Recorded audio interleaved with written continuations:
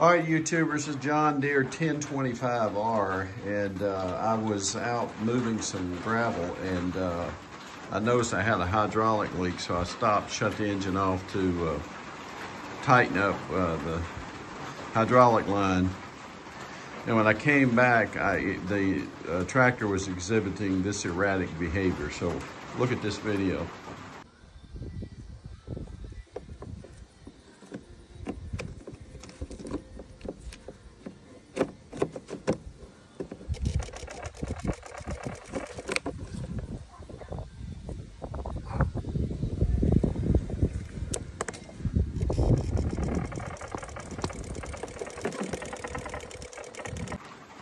Now, to diagnose my problem, what I did was I started out first looking at the fuses. Now, if you come over on the right side of your tractor, 1025, and you remove this panel, there's just a bolt up at the front here that holds that panel on.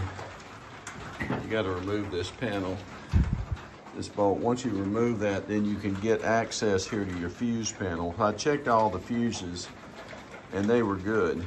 The main fuse on here for starting is a 20 amp fuse, I believe, anyway, but I checked them all. That wasn't the problem, so I eliminated that issue.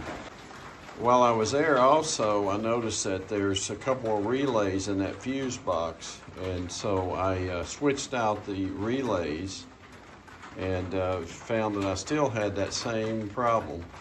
So I thought, well, maybe it's the switch. So I started playing with the switch. Now, if you have to take this switch out, be very careful.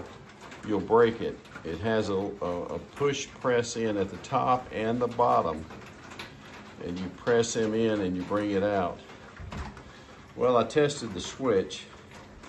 There's one power and one switch that's continuity and one wire that goes actually to the starter. So I took me 3 pigtails and tested that. It was not that switch problem. Essentially, I knew then it wasn't a starter issue or anything. So I had checked my battery and it was reading over 13 volts. So initially I thought, well, it's not the battery.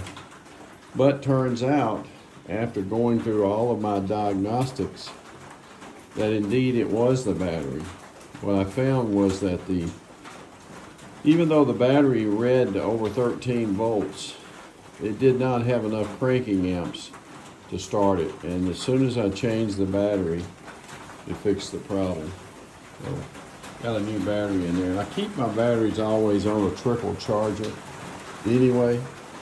But this was an original battery from back in 2017, I believe.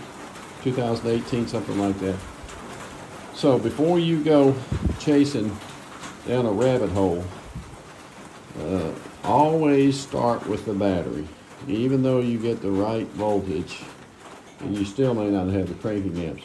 Interestingly enough, also I was getting a pull coil error message up here. And I could not, you can't find, that's not in John Deere, it's not a John Deere diagnostic code that I'm aware of. But so that was another telltale. So once I put a new battery in, it solved the problem. Again, this is a 1025R John Deere, so if you go to flick your key and you have all the erratic display like you see in my video here, start with the battery, solve your problem. Thanks for watching.